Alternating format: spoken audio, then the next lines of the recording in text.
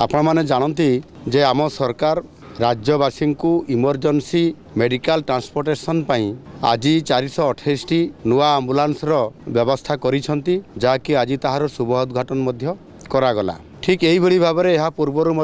गत 2025 मसीहार डिसेम्बर 23 तारीख में सेदिन 150 आम्बुलांस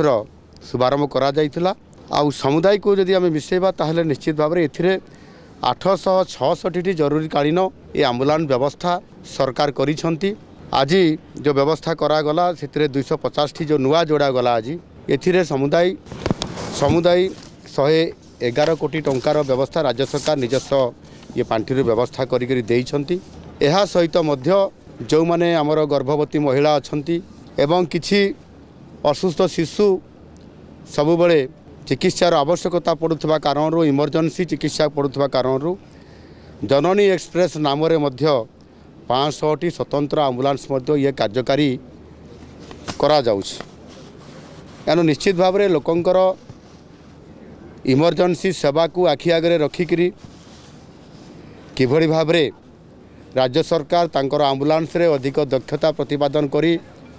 लोकंकु सेवा जोगई देबा एवं सेमानंकु यथा समय हॉस्पिटल को पहुँचाई तार आशु आरोग्य सेवा पहुँचाइवाई जो आम्बुलांस गोटे बहुत बड़ भूमिका रोची आकु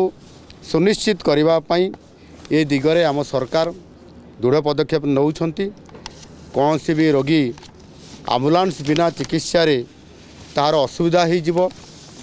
जीवन हानि हो पारे ये प्रकार आशंका को दूर करी किभली भाव में इमरजेंसी सेवा सरकार जोगई देवे जो कि अनेक गुरुत्वपूर्ण इमरजेंसी पीड़ित होता रोगी माने आम्बुलांस यथा समय पाखक पहुँचब और जीवन रक्षा करा जाई परिबो और यह माध्यम ही अनेक रोगींकर जीवन को रक्षा करा जाई परिबो और से काम को सुनिश्चित करने जो पुराना आम्बुलांस गुड़िक थिला से गुड़िकर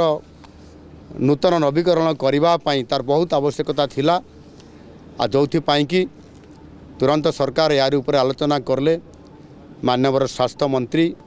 डॉक्टर मुकेश महालिंग महोदय से मते दृष्टि आकर्षण करते बाबद नुआ आम्बुलांस को जोगे देवाई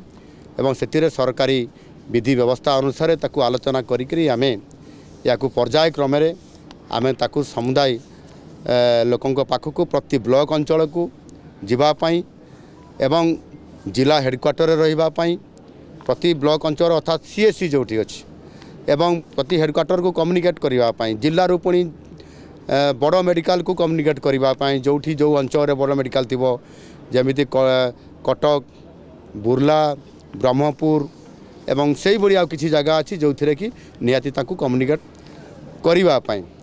आउ किसी भी जगह अच्छी जो थे कि इमरजेंसी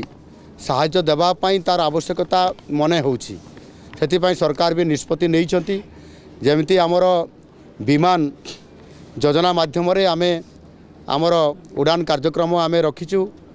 उत्केला राउरकेला एवं आपंकर जयपुर रे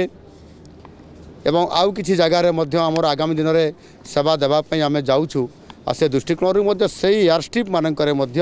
किभली भाव में आम्बुलांस सेठी नियोजित होकर कौन सी इमरजेंसी यदि परिस्थिति आसे ताहले सेवा से जोगई देव एणु प्रत्येक इमरजेंसी सेवा जोगई देवा आम सरकार को जो प्राथमिकता अच्छी लक्ष्य अच्छी ताको पूरण करने आम प्रतिश्रुतिबद्ध आ जो भी समस्या आसो जो भी नुआ प्रस्ताव आसो से प्रस्ताव को आम ग्रहण करी ताकू सरकार कार्यकारी निश्चित भाव में करेंगे। एणु आज आम प्रायतः 250 आम्बुलांस गाड़ी को 108 आम्बुलांस व्यवस्था करने द्वारा मोटामोटी भाव में सारा ओडिशार प्रत्येक अंचल नुआ आम्बुलांस गाड़ी जुगई देवार ये निश्चित भाव में गोटे प्रकार सफिशिएंट हेबो एवं आमे इमरजेंसी सेवा जोगई दे पारिबु। मु आशा करबी या द्वारा आमर जो माने रोगी अछंती इमरजेंसी रे तांकर जते बड़े चिकित्सा जरूरी हेबो आम्बुलांस सहायता दरकार हेबो सेते बड़े तार उपयोग करा जाई पारिबो एवं समानंकर जीवन को रक्षा करा जाई पारिबो। धन्यवाद।